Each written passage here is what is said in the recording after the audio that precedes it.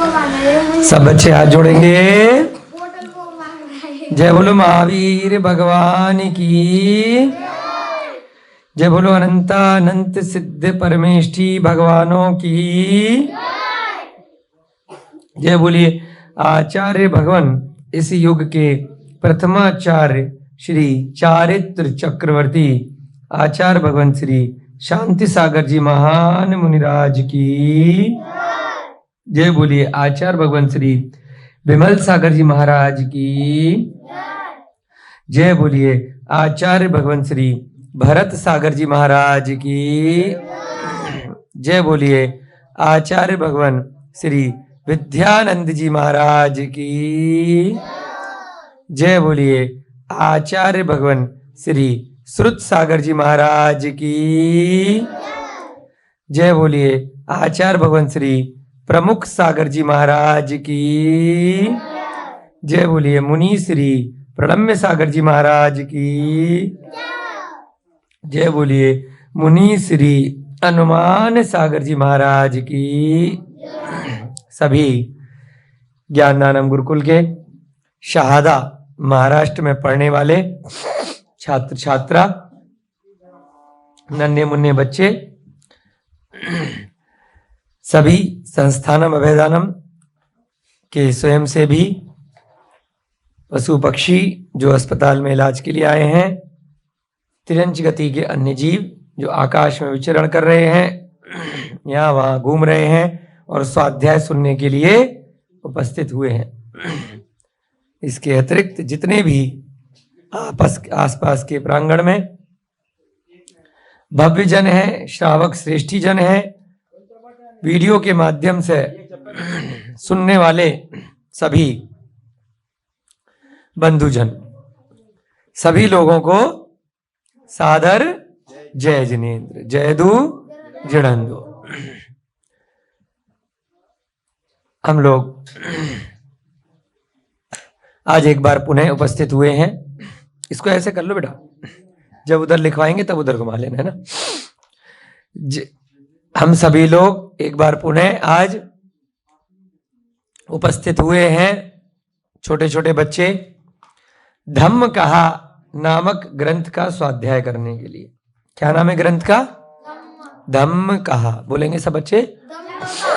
धम्म कहा। धम्म कहा लिख दो भैया जी। धम्म कहा। धम्म का अर्थ होता है धर्म। क्या होता है? धर्म। प्राकृत में बोलते हैं धम्म, ध आधा म फिर म, धम्म। धम्म से क्या बन गया? धर्म।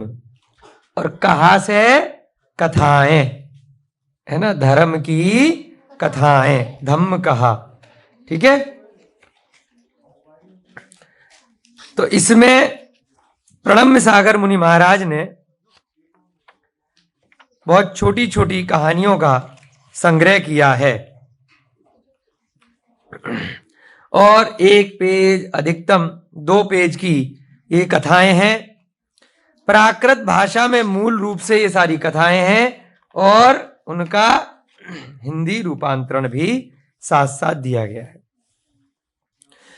कल तक के आपकी क्लास में 7 कथाएं आपकी पूरी हो चुकी थी। विष्णु कुमार मुनिराज की कथा हमने रिवाइज भी कर ली थी, रक्षाबंधन का महत्व भी देखा था। उसके बाद कल आपकी वज्र कुमार मुनि की कथा प्रारंभ हो गई थी। वज्र कैसे लिखेंगे? वज्र, व ज के नीचे र, वज्र।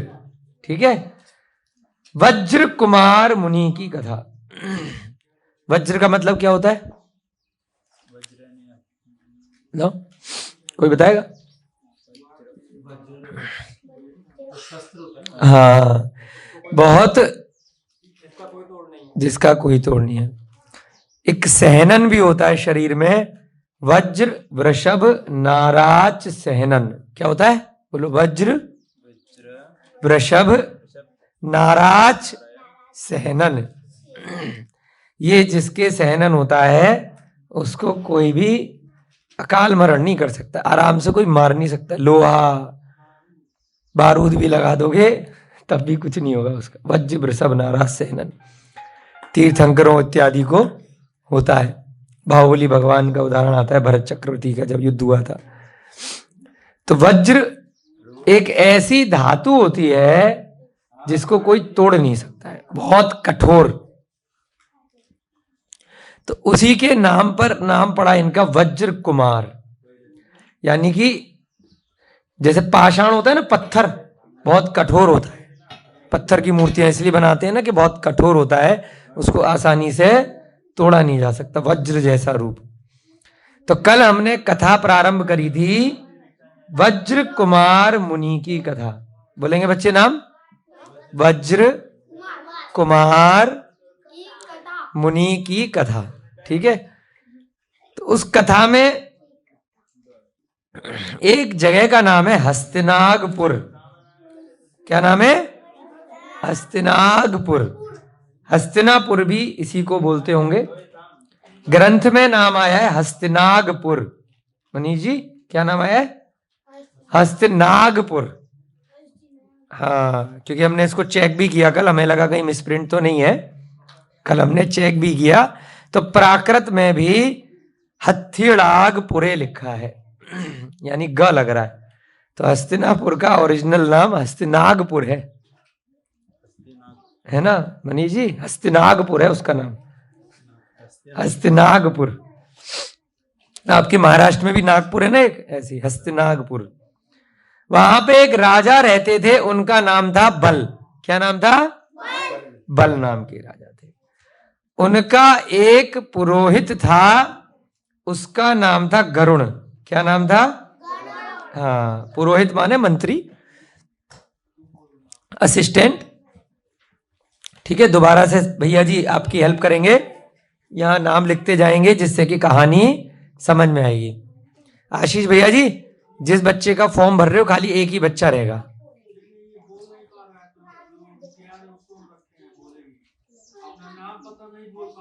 अच्छा, तो एक ही जना रखना एक्स्ट्रा, है ना?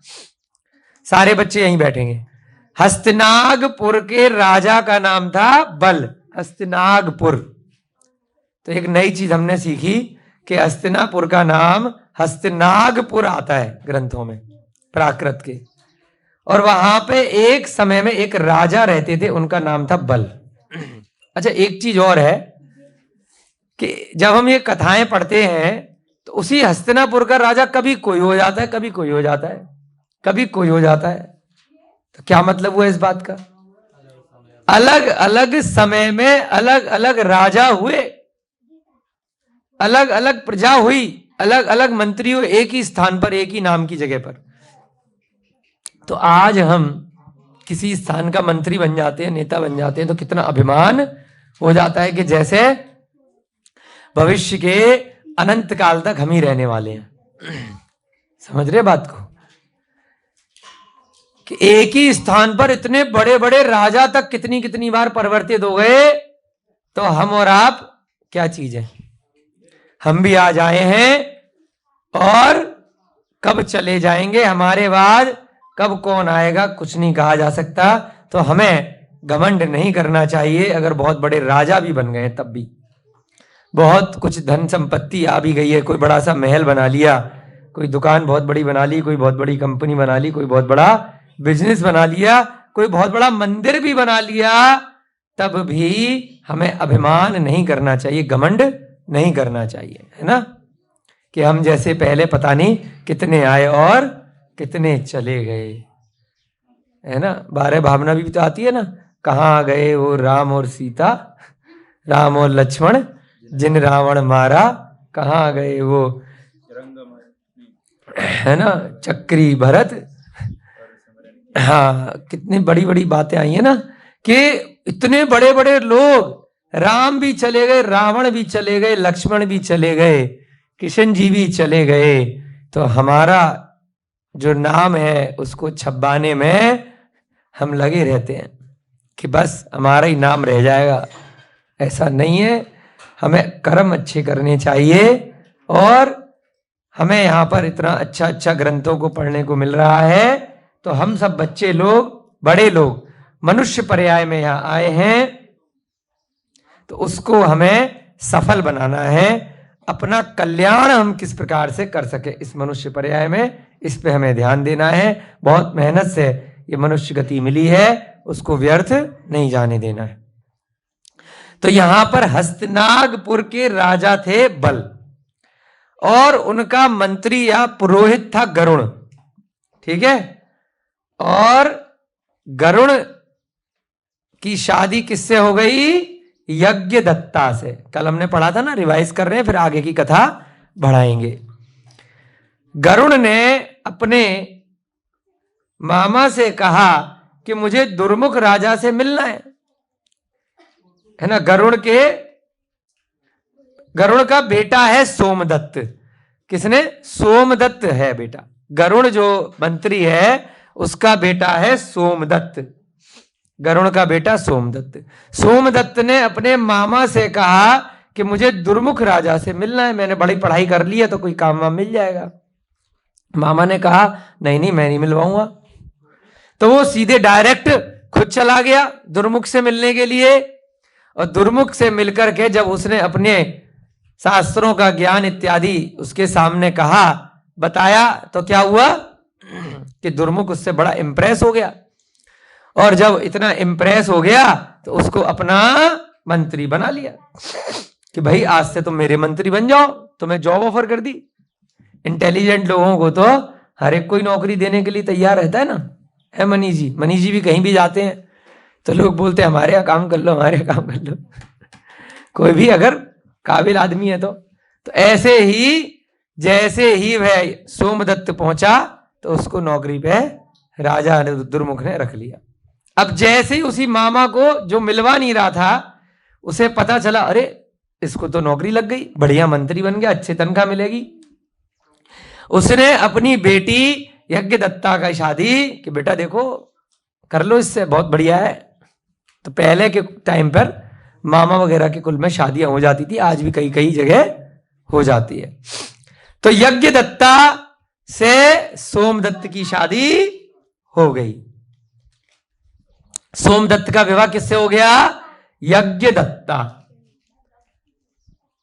अब जो है, अब शादी हो गई तो कुछ समय बाद वह यज्ञदत्ता गर्भवती हो गई। क्या हो गई? शादी के बाद प्रेग्नेंट हो गई, गर्भवती हो गई। अब गर्भवती होने के बाद अलग अलग तरह की स्त्रियों की इच्छाएं करती हैं। किसी की आइसक्रीम खाने की करती है ना, किसी की अचार खाने की करती है, किसी की नींबू खाने की करती है, किसी की आम खाने की करती है। क्या करती है? आम खाने की। तो यहां पर यज्ञदत्ता की इच्छा काय की हो गई कि मुझे तो आम खाने हैं। क्या खाने? आम खाने हैं। आम जानते हो? मैंगो। किस किसने खाया है? हाँ, सब बच्चों ने खाया ना मैंगो। बहुत बढ़िया, सीजन आने वाला है। हमारा भी फेवरेट है आम, आपको बता देते हैं, ठीक है। हमें भी बहुत पसंद है, ठीक है। अपने यहाँ सुनपुरा में जहाँ ज्ञानदान गुरुकुल चलता है ना, वहाँ 40-50 पेड़ लगा रखे आम के, है ना। तो अभी 1-2 महीने बाद आएंगे उसमें आम। यहाँ पर भी लग रहा है, मनीष भैया जी कह रहे हैं ये लग रहा है। हाँ, सामने लग रहा है जी, ये लग रहा है, दिखा दो भैया जी आम। हाँ, ये लग रहा, बगल में ही लग रहा है। तो आम खाने की इच्छा कर गई। किसकी कर गई? यज्ञदत्ता की। अब उसने अपने पति को बोला कि देखो खाना बना करके तब दूंगी, पहले मेरे लिए आम लेकर के आओ। अब पति बेचारा पति है, क्या करेगा, चल दिया आम ढूंढने के लिए, है आम ढूंढने के लिए जंगल जंगल आसपास घूमने लगा, बागों में। अरे उसको फिर अचानक से एक बहुत बढ़िया पेड़ मिल गया जिसपे आम लदालद लगे हुए हैं, खूब भरा हुआ पेड़ है। अरे आज तो चलो अब मेरी बीवी खुश हो जाएगी, अब बेलन से मेरी पिटाई घर जाकर के नहीं करेगी। नहीं तो क्या करती है बीवी लोग? बेलन देखा है ना, मार किस किस की मम्मी मारती है पापा को? क्या बच्चों? हाँ, तुम्हें मारती है। बेलन से कौन कौन की मम्मी मारती है पिताजी को? अरे बता दो, बताएंगे थोड़ी, कंप्लेन। हाँ, नहीं मारती, नहीं मारती। चलो अच्छे बच्चे हैं सब, अच्छी मम्मी है सबकी, बहुत बढ़िया। तो अब उस पति बेचारे को, सोमदत्त को आम का पेड़ मिल गया कि चलो आज तो आम मिल गए, हमारी बीवी खुश हो जाएगी, प्रसन्न हो जाएगी। अब जैसे ही वो आम तोड़ने के लिए पेड़ के पास गया तो देखा वहां पर एक मुनि महाराज ध्यान में बैठे हैं। कौन बैठे हैं? मुनि महाराज ध्यान में बैठे हैं। उन मुनि महाराज का नाम था आचार्य सुमित्र। क्या नाम था? अपने एक चेले को वो सोमदत्त साथ में लेकर के गया था, असिस्टेंट को बोरा वोरा लेकर के।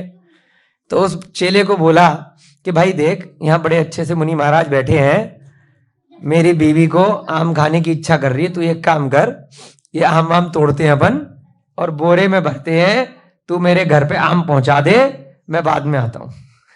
मैं इनके दर्शन वर्शन करके वार्तालाप करके फिर आऊंगा आराम से। जब तक उसकी आम खाने की इच्छा कर रही है, उसने तूफान मचा रखा घर में है ना, तो तुम आम लेकर के पहुंचो, मैं आराम से आऊंगा थोड़ी देर बाद। तो उसने बोरा भर के पूरे पेड़ के बहुत सारे आम तोड़े और घर पे अपने सेवक के हाथों भिजवा दिए। और उसके बाद जब आचार्य सुमित्र का ध्यान टूटा तो उनसे चर्चा करने लगा, और महाराज जी क्या हालचाल, नमोस्तु नमोस्तु की उसने। तो उसके बाद जब उनके प्रवचन सुने तो क्या हुआ का खेल हो गया वहीं की वहीं रह गया, घर गया ही नहीं। बीवी गर्भवती है, बच्चा हुआ नहीं है, उसी की इच्छा को पूरी करने के लिए जंगल में आया है और घर ही नहीं जा रहा। वहीं पर आचार्य सुमित्र से दीक्षा ले ली कि पिंड छूटे, अभी तो बच्चा हुआ नहीं, कल को हो जाएगा, फिर एलकेजी यूकेजी और केजी में एडमिशन दिलवाना पड़ेगा, स्कूल की फीस जमा करानी पड़ेगी, है ना, कितनी टेंशन, बस छोड़ने जाए, बस लेकर के आए, है ना, कितनी तकलीफ होगी। चालू है ना? चालू तो है। हाँ, तो इतनी सारी टेंशन बाद में क्या लेंगे, जब बाद में संसार से मुक्त होने के लिए अपने को बाद में दीक्षा लेनी पड़ेगी। इतनी मुश्किल से ये मनुष्य पर्याय मिली है, उसको वेस्ट क्यों करें, क्यों व्यर्थ में जाने दें। तो उसने क्या किया, उसने वहीं पर दीक्षा ले ली। क्या किया?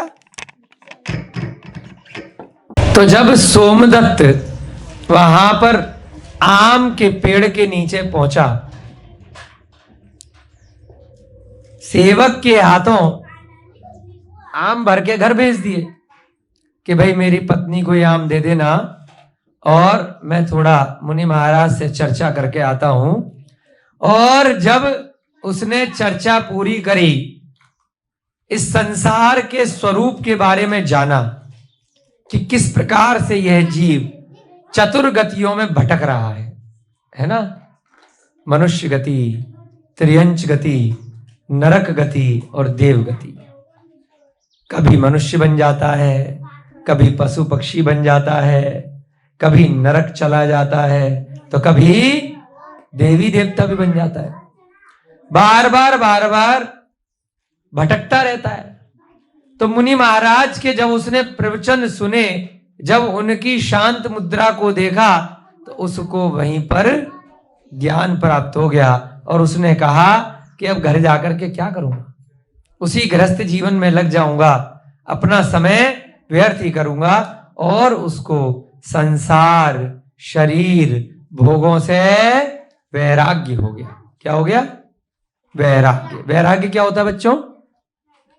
कि इच्छा ही नहीं रही, इंद्रिय सुखों की कोई भी इच्छा नहीं रही, अपने शरीर का उसको बिल्कुल मोह नहीं रहा, अपने परिवार का, अपने रुपए पैसे का, अपने होने वाले बच्चे का, जो भी धन दौलत उसने संग्रह की थी उसका। कहां तो वो मंत्री बनने के लिए दुर्मुख के पास गया था, अपने मामा से कहा, और मंत्री बनकर वहां पर अच्छे से जीवन यापन कर रहा था, खूब रुपया पैसा कमा रहा था दुर्मुख राजा के यहाँ। और यहाँ एक झटके में ही मुनि महाराज के दर्शन होते ही, उनसे ज्ञान प्राप्त करते, एक झटके में ही पूरा की पूरा संसार छोड़ दिया, वापस घर नहीं गया वो। सुनने मनी जी, ये होता वैराग्य, असली वैराग्य। ये नहीं कि गणित लगा रहे हैं कि अभी वसीयत बना करके आएंगे, अभी बातचीत कर करके आएंगे, अभी ये चीजें प्रॉपर्टी दे करके आएंगे, सब चीजें सेटिंग करके आएंगे, पहले बच्चा हो जाएगा, फिर बड़ा करेंगे, फिर उसकी शादी ब्याह करेंगे, जब बुढ़े हो जाएंगे, जब चलना ही फिरना नहीं हो पाएगा, तब सोचेंगे दीक्षा के बारे में। ऐसे ही होता है ना आजकल, पहले भी होता था ऐसा, लेकिन कोई कोई वैराग्य का धारण करने वाला जीव ऐसा होता है कि एक झटके में ही सब कुछ छोड़ देता है। यहां पर उसको बंद कर लो बेटा उसको। यहां पर सोमदत्त ने भी क्या किया, वहीं आम के पेड़ के नीचे हाथ की हाथ दीक्षा ले ली और अपने घर ही नहीं गया। अब वो कुछ समय बाद मुनि महाराज जी के साथ नाभिगिरी नाम के पर्वत पर ध्यान लगाने बैठ गया। कहां पर लिखो पवन जी, नाभिगिरी। कहां पहुंच गया, नाभिगिरी। नाभिगिरी पर पहुंच गया और अपना ध्यान लगाने के लिए बैठ गया। मुनि महाराज बनने के बाद कौन, सोमदत्त। अब क्या हुआ, इधर 9 महीने पूरे हो गए, यज्ञदत्ता ने पुत्र को जन्म दे दिया नाभिगिरी पर्वत पर। 9 महीने बाद उसके बच्चा हो गया। बेचारी अपना जीवन यापन कैसे भी कर रही थी, पति मुनि हो गया है, इस प्रकार के समाचार को सुनकर के वह अपने भाई के समीप चली गई। वो कहां चली गई, अपने भाई के मायके चली गई। अब भाई पति तो मुनि महाराज बन गया, तो अब मेरे बच्चे के लिए मकान कौन दिलवाएगा, कपड़े कौन लाएगा, घर कौन बनवाएगा, शॉपिंग कौन कराएगा, है ना, और मेरे लिए जरूरतें कौन पूरी करेगा। तो इसलिए वो कहां चली गई यज्ञदत्ता, अपने भाई के यहाँ। ठीक है, वहां जाकर के रहने लगी। पुत्र की शुद्धि को जानकर वह अपने भाई के साथ नाभिगिरी पर पहुंची। कहां पहुंच गई, नाभिगिरी। जब उसे पता चला कि उसका पति जो गृहस्थ जीवन का पति था वह नाभिगिरी पे आजकल ध्यान लगा करके बैठा है, तो वह अपने बच्चा पैदा होने के बाद उसे लेकर के कहां चली गई, नाभिगिरी पर चली गई। और वहां पर बच्चे, उसे लगा कि भाई बच्चे के दर्शन में अपने पति को कराऊंगी, हो सकता है मोह के कारण से घर वापस आ जाए, घर वापसी कर ले। बेटा सब बच्चे देखो ऐसे डिस्टरबेंस होता है ना, पवन जी आप ध्यान रखो, है ना, बीच में सब बच्चे सामने देखेंगे, है कोई भी बच्चा आपस में देखो, और भी लोग देख रहे हैं ना क्लास को, आप 2-3 बच्चों के चक्कर में सब सामने देखेंगे। कॉपी बंद करो, जब लिखने के लिए बोलेंगे तब लिखना है, ठीक है। सब बच्चे सामने देखो बेटा, सामने देखो, है आपस में बातचीत नहीं करनी। अभी 10 मिनट ही हुए हैं क्लास के, अभी से बातचीत शुरू कर दिया बच्चों ने, है ऐसे फिर डिस्टरबेंस होती है। ठीक है, कोई बच्चा बातचीत नहीं करेगा, ध्यान से सुनने का प्रयास करेंगे, थोड़ा बहुत जो भी समझ में आ रहा है ना, सारी चीज समझ में आएगी, इसलिए धीरे धीरे करा रहे ना, आप बच्चों की तरह इसी तो पढ़ा रहे। तो जो यज्ञदत्ता थी, वह यज्ञदत्ता अपने बच्चे को जन्म देने के बाद नाभिगिरी लेकर के पहुंच गई भाइयों के साथ, कि भाई मेरा पति अगर बच्चे को देखेगा, बेटा क्या समझ में नहीं आ रही आपके, क्यों बात कर रहे हो, सामने आगे आगे बैठ के डिस्टर्ब करते हो, ऐसे नहीं करो, है जो भी चीज है, किसी चीज की जरूरत है तो हाथ खड़ा करो, गुरुजी को बोलो, वो पूरी करेंगे, है ठीक है। नाभिगिरी वो बच्चे को लेकर के पहुंच गई। उसके बाद वहां जाकर के उसने क्या किया, खूब तमाशा मचाया। उसका जो पति था सोमदत्त, वह तो ध्यान में बैठा था। कैसे बैठा था, आतापन योग में, ध्यान में आराम से अपनी आत्मा का ध्यान कर रहा है। वहां जाकर के उसने खूब क्रोध से दुर्वचन कहे, खूब गाली गलौज करी, अरे बच्चा पैदा कर करके चले गए हैं, अब कौन पालेगा, है मैं भी नहीं पालूंगी, संभालो अपने बच्चे को।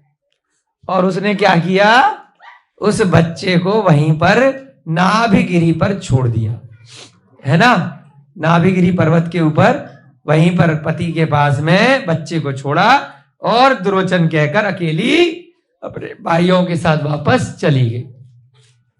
ठीक है, अब जो है बच्चा अपनी किस्मत से भैया पैदा हुआ है, अपनी किस्मत से कहीं भी पहुंच जाएगा।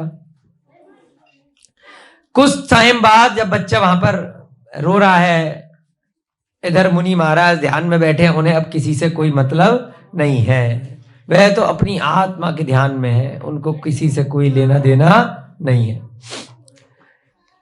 तो अब बच्चे का पुण्य था, वहां से अचानक से क्या निकला? एक विद्याधर देव निकला। कौन निकला? आकाश में से विद्याधर। उसका नाम क्या था? दिवाकर। लिख दो भैया ऊपर। दिवाकर नाम का एक विद्याधर वहीं से निकला अपनी पत्नी के साथ। अपने छोटे भ्राता के द्वारा उसको राज्य से निकाल दिया गया था, है ना। आजकल भी होता है ना कि प्रॉपर्टी के चक्कर में निकाल देते हैं लोग, तो ऐसे ही उसके साथ हुआ था बेचारे के साथ। छोटे भाई ने उसके मकान पर कब्जा कर लिया विद्याधर के, जबकि विद्याधर के पास तो खूब विद्याएं होती हैं, वहां पर भी लड़ाइयां होती है, देखो आपस में ही, घर घर में। तो विद्याधर के छोटे भाई ने ही उसको घर से निकाल दिया। अब वो बेचारा घूमते घूमते जा रहा था अपनी पत्नी के साथ, उसने वहां पर उस रोते हुए बच्चे को, छोटे से 1-2 दिन का बच्चा रहा होगा, उसको देखा। उसको उसने देखा और उधर मुनि महाराज देखे। मुनि महाराज बच्चे को कैसे पालेंगे, तो उसने उस बच्चे को उठा लिया। किसने? विद्याधर का नाम लिखा, दिवाकर। हाँ, दिवाकर नाम का जो विद्याधर था, उसने उस बच्चे को उठा लिया और उस बच्चे का नाम कर दिया वज्र कुमार। क्या नाम कर दिया? तो वज्र कुमार किसका बेटा है? सोमदत्त का। और इसकी मम्मी का नाम क्या है? यज्ञदत्ता। यज्ञदत्ता और सोमदत्त का पुत्र है।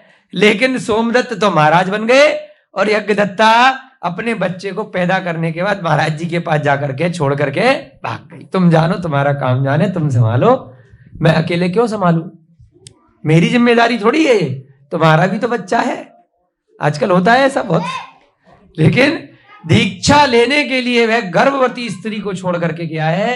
कितना बड़ा दिल चाहिए, है ना। सोमदत्त को कितना विराट उनका वैराग्य रहा होगा कि उनको अपने बच्चे से भी मोह नहीं है, अपनी पत्नी से भी मोह नहीं है। इसके बाद इधर वज्र कुमार उसका नाम रख दिया और उस विद्याधर ने उसको खूब पढ़ाया लिखाया। विमल माहन नामक मामा के पास वो बच्चा वज्र कुमार खूब विद्वान हो गया, खूब इंटेलिजेंट हो गया। जैसे आप सारे बच्चे हो गए हो ना, इंटेलिजेंट हो गए हो। इंटेलिजेंट माने होशियार, बुद्धिमान, है ना, विद्वान। तो ऐसे ही वह वज्र कुमार बचपन से ही बहुत विद्वान हो गया। इधर एक कहानी यहां तक की कल आपने पढ़ ली थी, दोबारा से रिवाइज कराइए, जिससे कि अच्छे से आपको भी पक्की हो जाए और हमें भी पक्की हो जाए, ठीक है ना। अब कहानी थोड़ी आगे बढ़ रही है। अब दूसरी जगह की स्टोरी चल रही है।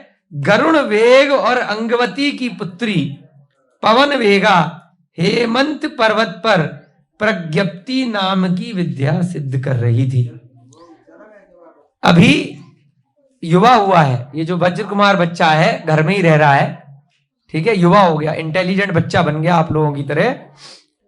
और एक दूसरी जगह की कहानी है, उनका नाम है गरुण वेग और अंगवती। उनकी बेटी है, उसका नाम है पवन वेगा। हाँ, ऊपर का मिटा दो थोड़ा सा, हाँ ऊपर का मिटाओ।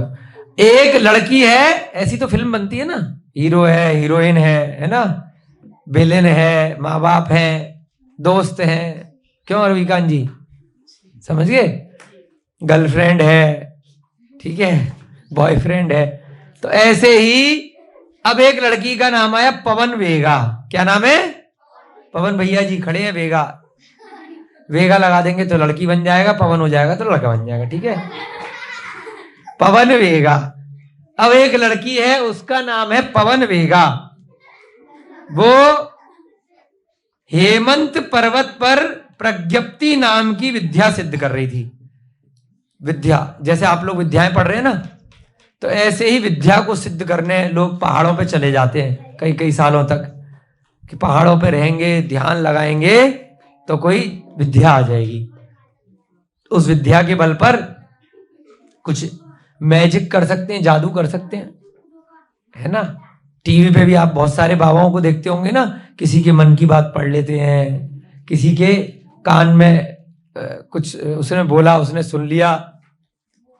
बहुत सारी विद्याओं के नाम आते हैं, कर्ण पिशाची विद्या, आकाशगामी विद्या, वैक्रिया विक्रिया रिद्धि, है ना। ये सब एक विधिवत तरीके से सिद्ध भी हो जाती हैं कई लोगों को, है ना। मनुष्य पर्याय में भी आज भी कई सारी विद्याएं आप सिद्ध कर सकते हो, है ना। कई बार उल्टी भी पड़ जाती है, अगर मंत्र इत्यादि गलत सलत कर लिए, विद्या सिद्ध करने की पद्धति गलत कर ली तो उल्टी भी पड़ जाएंगे। रावण ने भी एक विद्या सिद्ध करी थी, उसका नाम था बहुरूपिणी विद्या। क्या? बहुरूपिणी, बहुत सारे रूप बना सकता था, तभी उसे बोलते हैं ना दशानन, बहुत सारे उसने रूप बना लिए थे जब युद्ध हुआ था राम के साथ। तो विद्या सिद्ध करी थी, 21 दिन तक तपस्या करी थी उसने शांतिनाथ भगवान के मंदिर में विद्या सिद्ध करने के लिए। तो विद्या क्या होती है? क्या होती है बच्चों विद्याएं? विद्या कोई देवी देवता होते हैं, है ना। जैसे हम तो मनुष्य लोग हैं, तो देव और देवियों को बहुत सारी विद्याएं होती हैं, तो उनको हम खुश कर करके किसी भी प्रकार से उनसे कुछ गिफ्ट में विद्याएं ले लेते हैं, है ना। जैसे हमने अभी पिछले में भी पढ़ा था ना, अंजन चोर की पहली कथा में, तो सेठ जी को, सुदर्शन सेठ को आकाशगामी विद्या थी, तो उसने एक छींका बनाया था, झूला झूल रहा था, नीचे तलवारें थी, तो विद्या सिद्ध हो गई। तो कोई देव वगैरह होते हैं, उनके पास विद्या होती हैं, वो खुश होकर के आपने हमारे लिए ये किया, ये लो जी विद्या है, उनकी भक्ति से वो खुश हो जाते हैं। परंतु जो मोक्ष है वो उन सब विद्याओं से बहुत ऊपर है ना। वो तो सब विद्याओं का बाप है। विद्याएं भी क्या है? सांसारिक इच्छाओं से होती हैं कि मेरा बड़ा नाम हो जाएगा, मैं उड़ के कहीं पहुंच जाऊंगा, मैं इसके मन की बात जान लूंगा, मेरे को ये चीज पता चल जाएगी, मुझे वो पता चल जाएगा, मैं ऐसा कर सकता हूं, मैं वैसा कर सकता हूं, मैं किसी का भी कुछ भी अच्छा या बुरा कर सकता हूं। तो किसी ना किसी सांसारिक इच्छाओं के लिए ही विद्याएं होती हैं। युद्ध में जीतना है, धन इत्यादि का कुछ प्राप्त करना है, वैभव प्राप्त करना है, किसी राज्य को जीतना है, बहुत सारी चीजों से आप इच्छाओं से विद्या प्राप्त कर सकते हो। परंतु जो मोक्ष होता है वो सारी इच्छाओं के त्यागने से होता है, ना कि प्राप्त करने से होता है। तो यहां पर जो पवन वेगा नाम की लड़की है, वो प्रज्ञप्ति नाम की विद्या को सिद्ध करने के लिए एक पर्वत पर बैठी गई। उसको कोई इच्छा होगी कि मुझे विद्या मिल जाए? प्रज्ञप्ति लिख लो। कौन सी विद्या के लिए पहुंच गई? प्रज्ञप्ति नाम की विद्या। हाँ, प्रज्ञप्ति। अब विद्या सिद्ध करने के लिए एकदम ध्यान में बैठी है, उस देवी को सिद्ध कर रही है प्रज्ञप्ति। हाँ, ताप है, छोटी की मात्रा है, प से पीछे से, है ना, आधा प उसके पीछे से मात्रा लेते हुए। हाँ, वेरी गुड।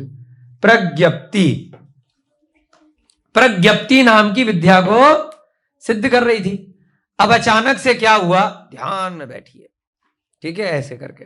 लेकिन क्या हुआ? अचानक से ध्यान में बैठे बैठे अब किसी ने आकर के अगर डिस्टरबेंस कर दिया तो विद्या सिद्ध नहीं हो पाएगी, गड़बड़ हो जाएगी।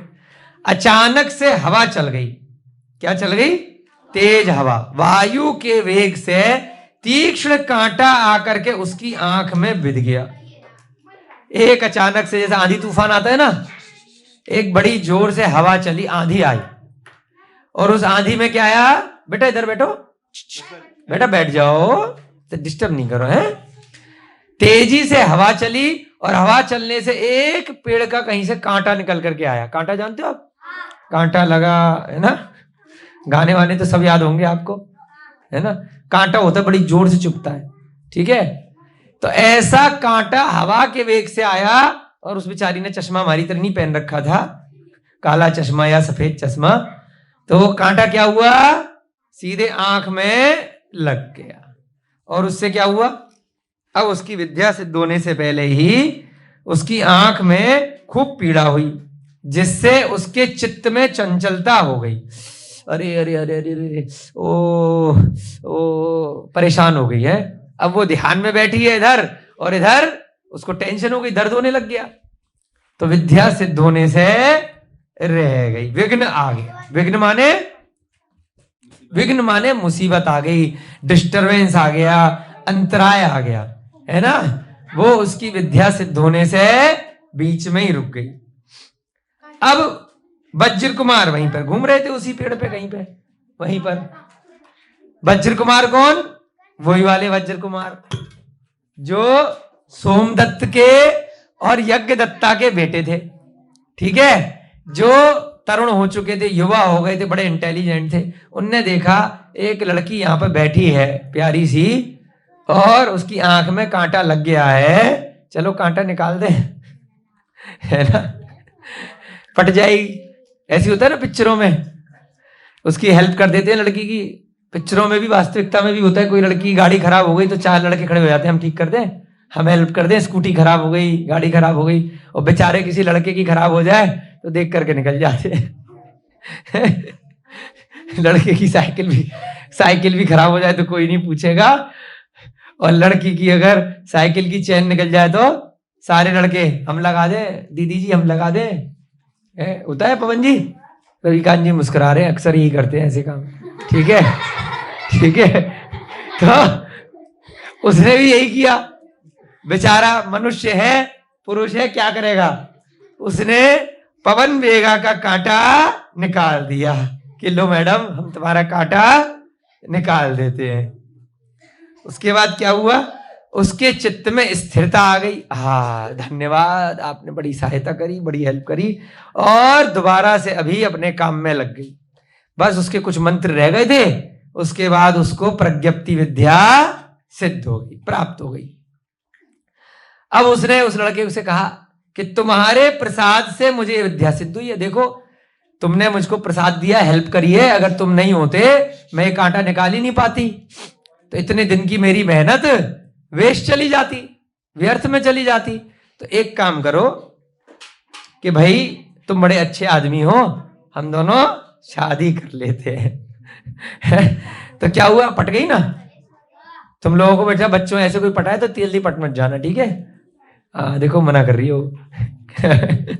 बहुत बढ़िया, है ना। ऐसे मूर्ख भी तो बना सकता है कोई, क्या पता पहले उसी ने कांटा फेंका हो और फिर हटा दे, है ना।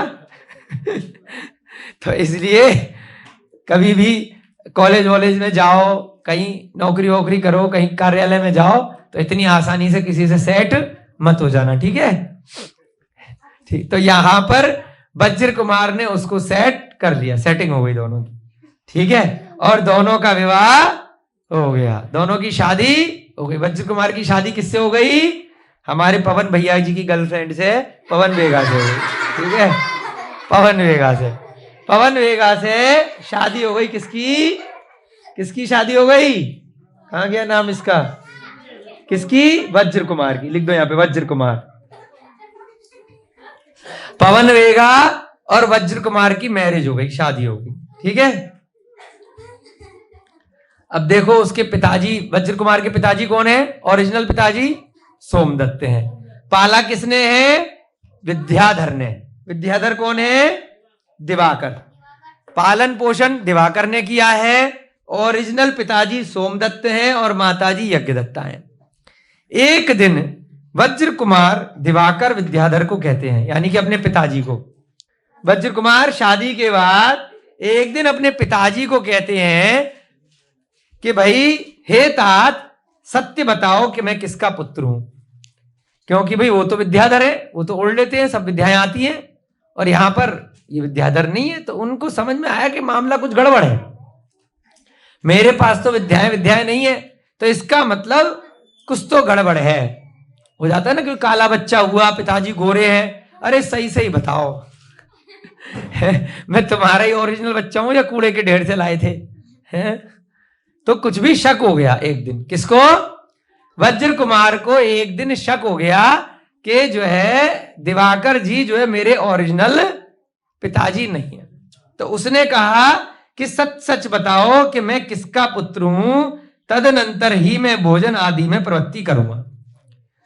अगर सही बात नहीं बताओगे तो मैं आज से खाना नहीं खाऊंगा। देख लो, अब जो है गुस्सा होके बैठ गए कि सही बात बताओ, इतने दिन से मुझे मूर्ख बना रहे हो। ठीक है, मैं कुछ कहूंगा थोड़ी, आपने मेरा पालन पोषण किया, लेकिन मुझे जानकारी तो दो, मेरे को पता तो होना चाहिए कि मैं किसका बच्चा हूं, नहीं तो मैं देखो खाना नहीं खाऊंगा।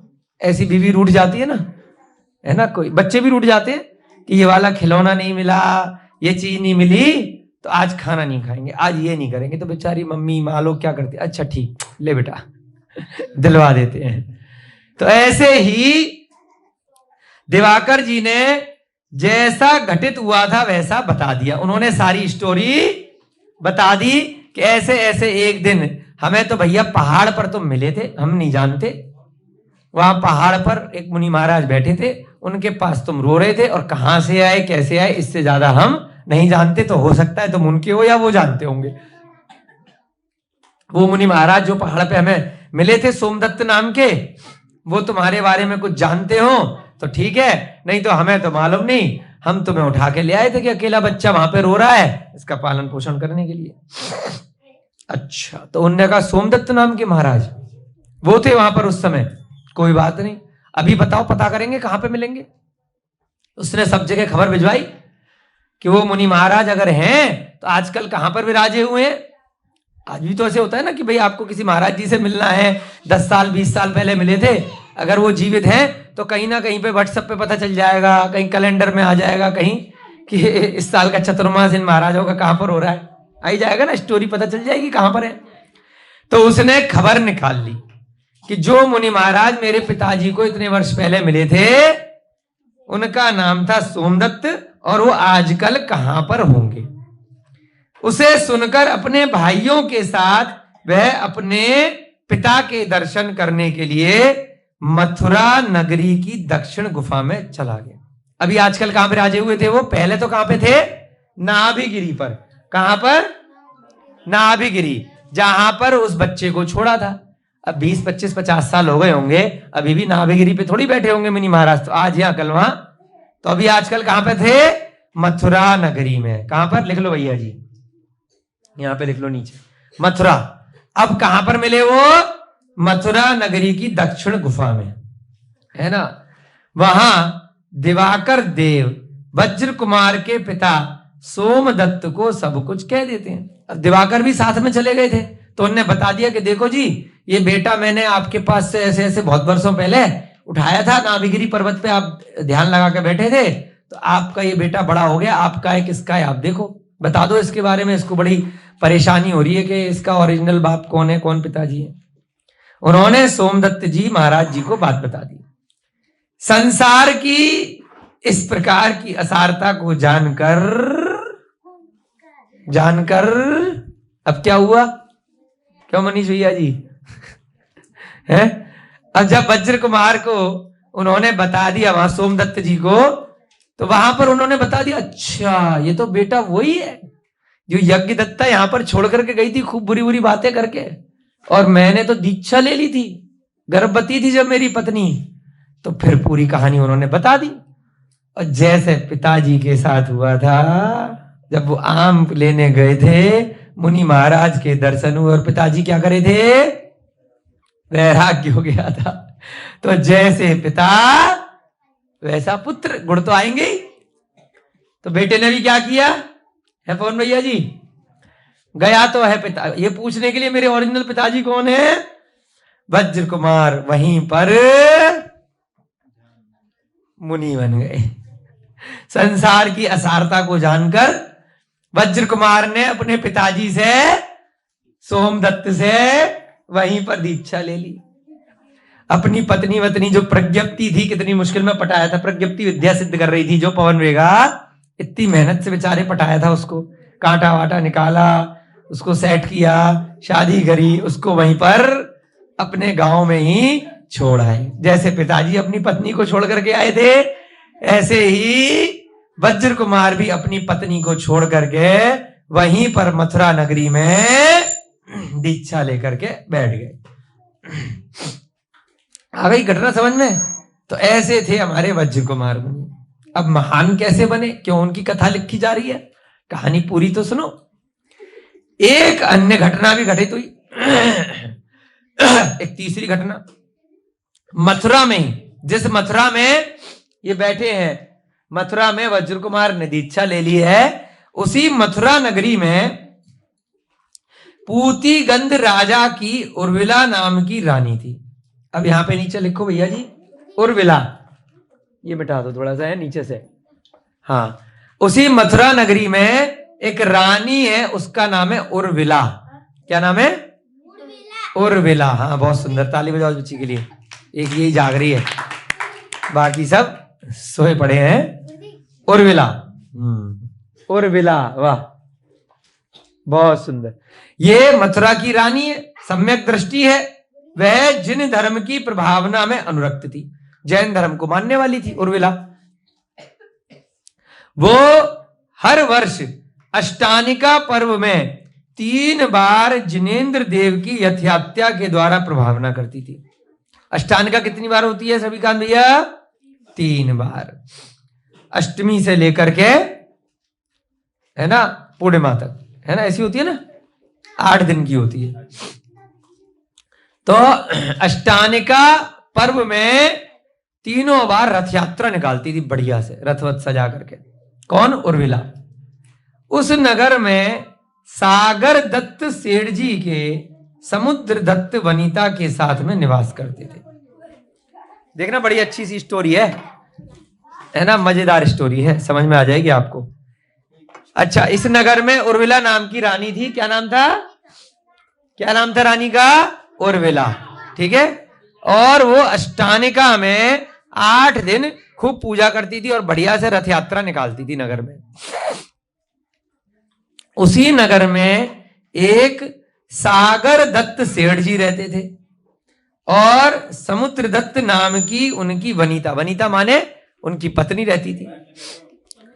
उनकी एक बेटी थी दरिद्रा। यह नाम लिखो, इंपॉर्टेंट नाम है दरिद्रा। उर्विला तो है रानी, उर्विला के आगे लिख दो रानी। उर्विला कौन है? रानी है। और दरिद्रा कौन है? एक सेठ जी की बेटी है, उसी नगर में सेठ जी की बेटी दरिद्रा। दरिद्रा, दरिद्रा कौन है? मथुरा में एक सेठ जी की बेटी है।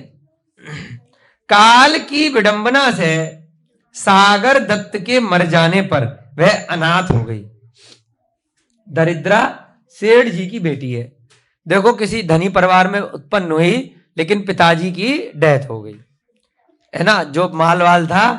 अब उन्होंने कहां छुपाया, क्या किया, उसको बेचारी को पता ही नहीं था, पत्नी और बच्ची को।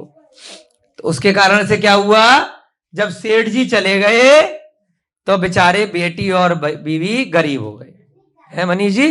पिताजी चले गए तो बेटी गरीब हो गई और बड़ी मुश्किल से अपना जीवन चला रही थी। एक दिन वह किसी दूसरे के घर में फेंके हुए भात को खा रही थी। कहां तो इतनी बड़ी सेठ थी और कहां इतनी गरीबी आ गई कि लोग बाग जो झूठन वगैरह फेंक देते थे ना, उसको खा करके काम चलाती थी। बहुत गरीब हो गई, है ना। जैसे कोई पार्टी हुई, कहीं पर पत्तल डाल दिए, जो बचा कुचा खाना होता है ना, उसको खा रही थी।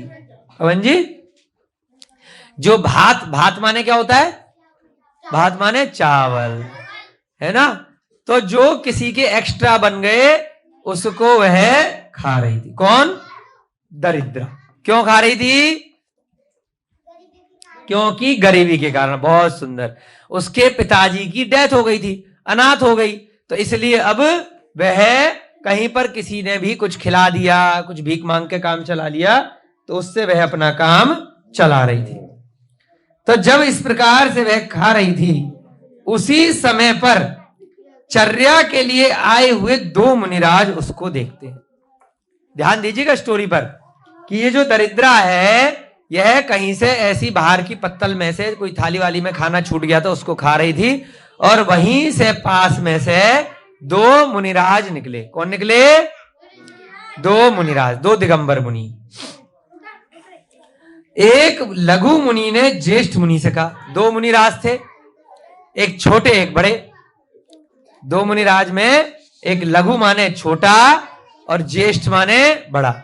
हाँ बोलो, लघु माने छोटा और ज्येष्ठ माने बड़ा। तो लघु जो जूनियर वाले थे उन्होंने बड़े वाले से कहा, अहो महाकष्ट से इसका जीवन चल रहा है, कि देखो बेचारी कितनी गरीब है ये, कि देखो दूसरे के फेंके हुए बाहर जूठन में से चावल खा रही है बेचारी, है ना। आजकल क्या होता है, ऐसी कोई वीडियो बना लो और डाल दो कहीं सोशल मीडिया पे, खूब लोग देखते हैं ना कितनी गरीबी है, लेकिन खिलाते नहीं है, वहां पर जाकर के वीडियो बना लेते हैं डालने के लिए, करते हैं ना ऐसे लोग, कि देखो दिखाने के लिए दुनिया चल रही है आजकल। तो ऐसे ही मुनि महाराज ने जब सुना, दो मुनि महाराज जा रहे थे, जूनियर वाले मुनि महाराज ने बड़े वाले से कहा कि देखो बेचारी कितनी गरीब है, किस प्रकार से यह फेंके हुए भात को खा रही है। इस प्रकार सुनकर के जो ज्येष्ठ मुनिराज थे उन्होंने कहा, ध्यान दीजिएगा कि मुनिराज क्या होते हैं। मनीष जी, सब बच्चे हैं जो और भी आए ना बाद वाले, तो जो बड़े वाले मुनि महाराज थे उनको बहुत तेज ज्ञान था। क्या था? उनको अवधि ज्ञान और बहुत सारे ज्ञान थे। उन्होंने बोला, चिंता ना करो, यह इस नगर के राजा की पट रानी बनेगी। भविष्यवाणी कर दी उन्होंने, ज्ञान में देख लिया अपने उस लड़की को जो कहां इतनी गरीब कि झूठन खा रही है। मुनि महाराज निकल रहे थे, अब वो कुछ करते नहीं है मुनि महाराज, वो केवल अपने ज्ञान में देख लेते हैं कि किस कारण से इसको किस कर्म का फल मिल रहा है और इसका भविष्य कैसा होगा, है ना। आकाश भैया जी बातचीत नहीं करेंगे, है ना, या क्लास में कोई भी, ठीक है। तो अब मुनि महाराज ने जूनियर वाले मुनि महाराज को क्या बोला कि कोई बात नहीं, अभी तो ये झूठा खा रही है, लेकिन चिंता मत करो, ये बड़े होकर के ये यहाँ के नगर का जो राजा है उसकी पटरानी बनेगी, यानी कि जो मेन रानी बनेगी, रानी बन जाएगी। अच्छा, ओके। वहीं पर अब ध्यान दीजिए, कमाल की स्टोरी चल रही है। ये दो मुनि महाराज जा रहे थे, एक लड़की झूठन खा रही थी। उस लड़की को देख करके मुनि महाराज ने भविष्यवाणी कर दी कि बेटा, ये बेटी इस नगर के राजा की रानी बनेगी। वहीं पास में से एक बौद्ध साधु भी जा रहे थे। बौद्ध जानते हो आप? बुद्ध भगवान होते हैं ना, बौद्ध साधु, जो अपने दिगंबर साधु होते हैं, वो तो भगवान महावीर के अनुयायी होते हैं, तीर्थंकरों को मानने वाले, जैन धर्म को मानने वाले, और एक बौद्ध साधु होते हैं। तो बौद्ध साधु बुद्धम शरणम गच्छामि, धम्मम शरणम गच्छामि, श्रीलंका में होते हैं बहुत सारे, हमारे भी बहुत मित्र हैं बौद्ध साधु, बौद्ध लोग। अभी आए थे अरिया मग्गा जी, भैया जी मिले थे शायद सुनपुरा में, ठीक है। तो बौद्ध साधु होते हैं। अरे वाह कबूतर, हाँ चलो ध्यान से सुनेंगे, बड़ी अच्छी स्टोरी चल रही है, बस खत्म होने वाली है 5-10 मिनट में। तो वहीं से एक बौद्ध साधु भी निकल रहे थे। पवन भैया जी, कौन निकल रहे थे?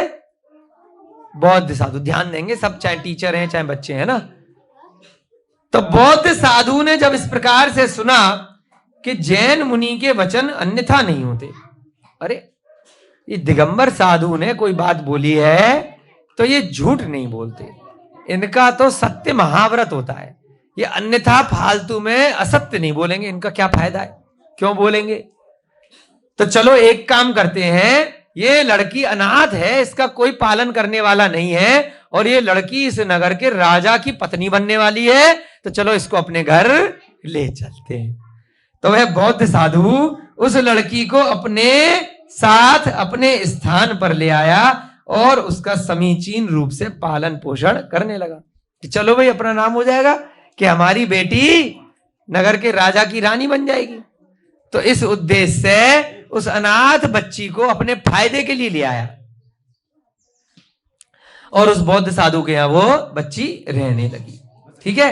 उसके बाद क्या हुआ, एक दिन जब वह लड़की यौवन दशा में आई, यानी कि जवान हो गई, यंग हो गई, है ना, चैत्र मास में झूले पर खेल रही थी। चैत्र मास आता है ना, जब आप आराम से झूला वूला झूलते हैं, सर्दी गर्मी कुछ नहीं होती, आने वाला है अभी 1-2 महीने बाद।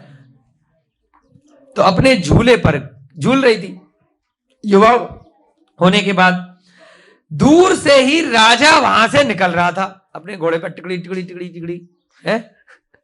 उसने उस लड़की को झूले पे झूलता हुआ देखा और देख करके मुंह से खिन्न हो गया। होनी को होनहार, जो होना है वो तो होएगा ही। बचपन में ही मुनि महाराज ने भविष्यवाणी कर दी थी कि ये बेटी राजा की पत्नी बनेगी, और राजा ने उसको देख लिया जवान होने के बाद। उसने अपने मंत्रियों से कहा कि उस कन्या को लेकर के आया जाए, याचना की कि भाई उसके पिताजी वगैरह से बातचीत की जाए।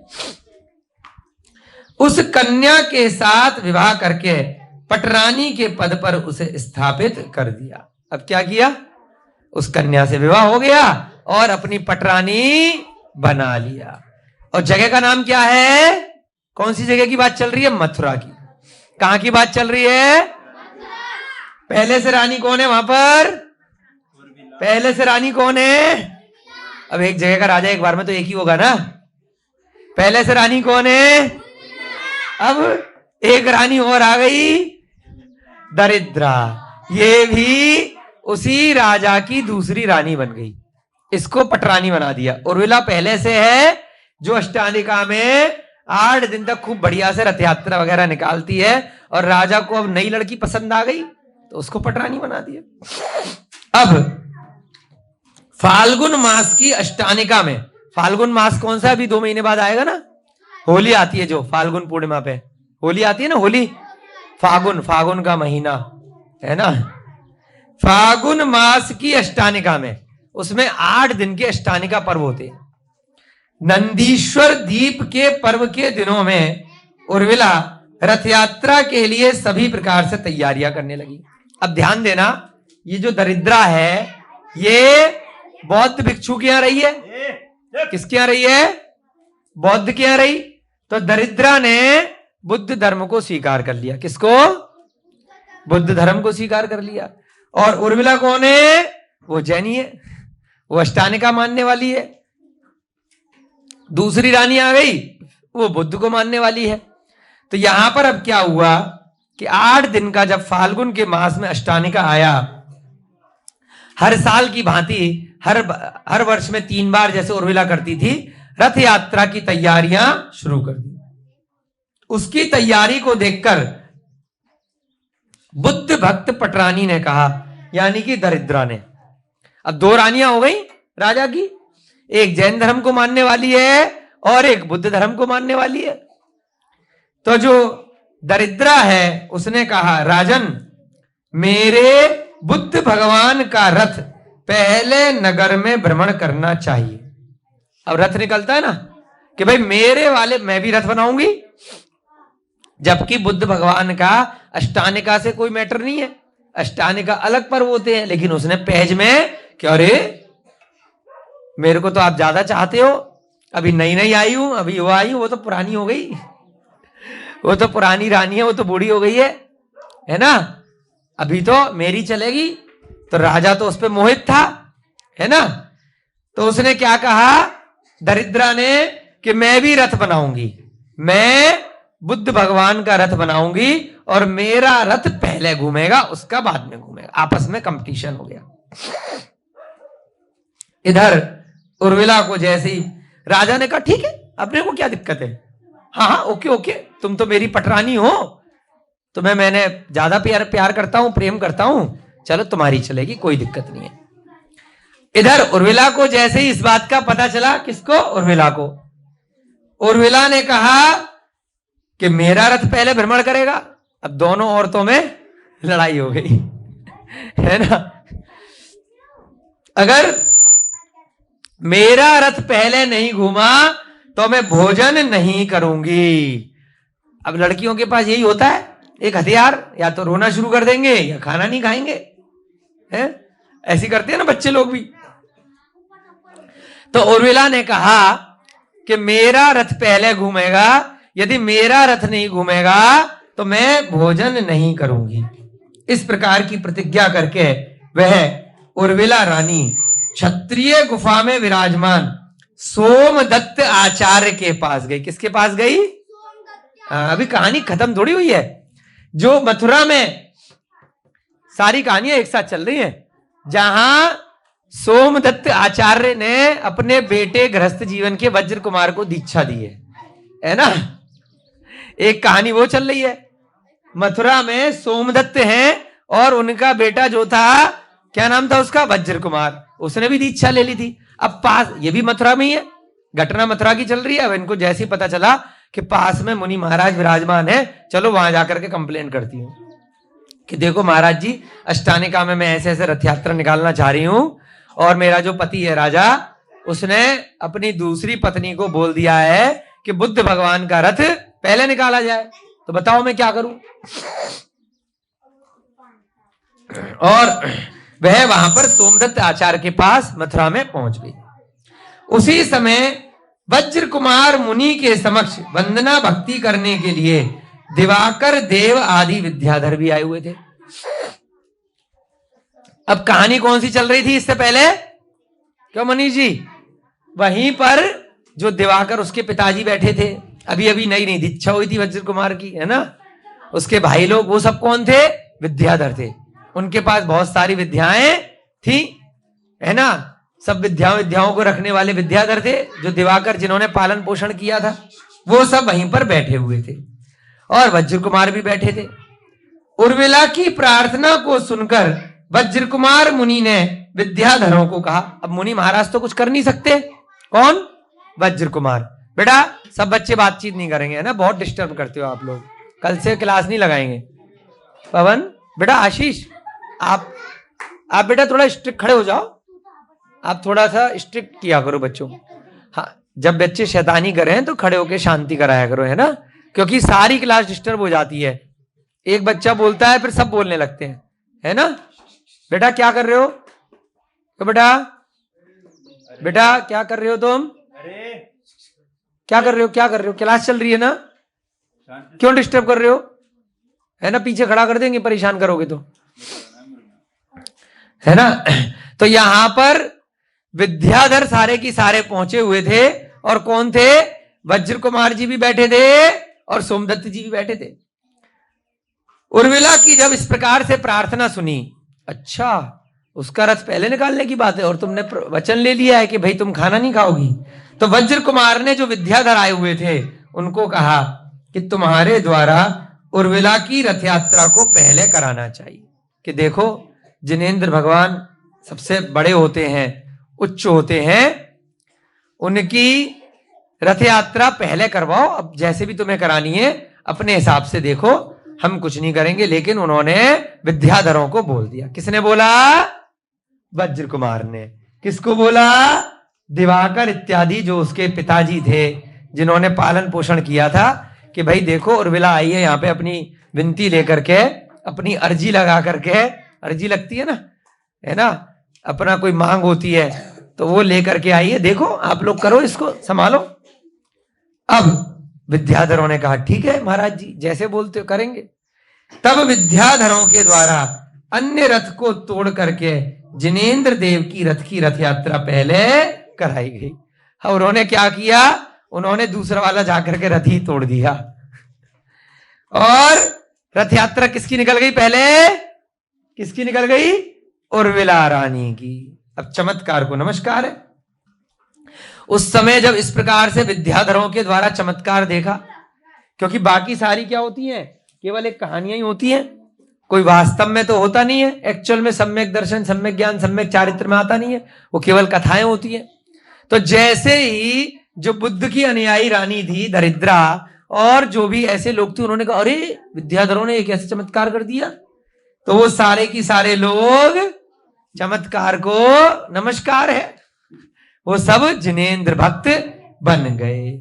उन सब की भी जैन धर्म में श्रद्धान हो गई, वो भी भगवान महावीर के भक्त बन गए। जय बोलो महावीर भगवान की। इस प्रकार से वज्र कुमार मुनि ने अपनी दीक्षा ली। उनके पिताजी सोमदत्त की भी दीक्षा हुई और दीक्षा होते ही उन्होंने उर्मिला रानी के ऊपर जो उपसर्ग हो रहा था, जो दिक्कत आ रही थी उसको भी दूर करिया। इस प्रकार से हमने आज कौन सी कथा सुनी? सोमदत्त और वज्र कुमार की। इस प्रकार से 8वीं कथा आप लोगों की पूरी हो गई। ऐसे ही और जो अब कल से शैतानी करेंगे बच्चे, तो यहाँ पर हम 4 बच्चों को मॉनिटर बनाएंगे, है ना। वो हाथ में डंडी लेकर के खड़े होंगे और हम तो पिटाई करा नहीं सकते भैया, देखो अपने आप से हम ऐसे ही बोल देंगे, अपने आप से देख लेना जिसको जैसा ठीक लगे, ठीक है ना। जो 4 मॉनिटर खड़े होंगे डंडी लेकर के, वो अपने आप देखेंगे, है, हम कुछ नहीं कहेंगे, ठीक है।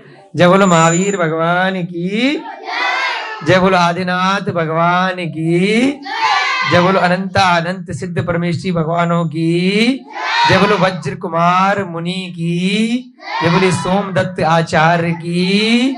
इस युग के प्रथमाचार्य श्री चारित्र चक्रवर्ती आचार्य भगवान श्री शांति सागर जी महान मुनिराज की, नेमिनाथ भगवान की, नमीनाथ भगवान की, आज के आनंद की सभी को जय जिनेन्द्र जयदु जड़ंदो।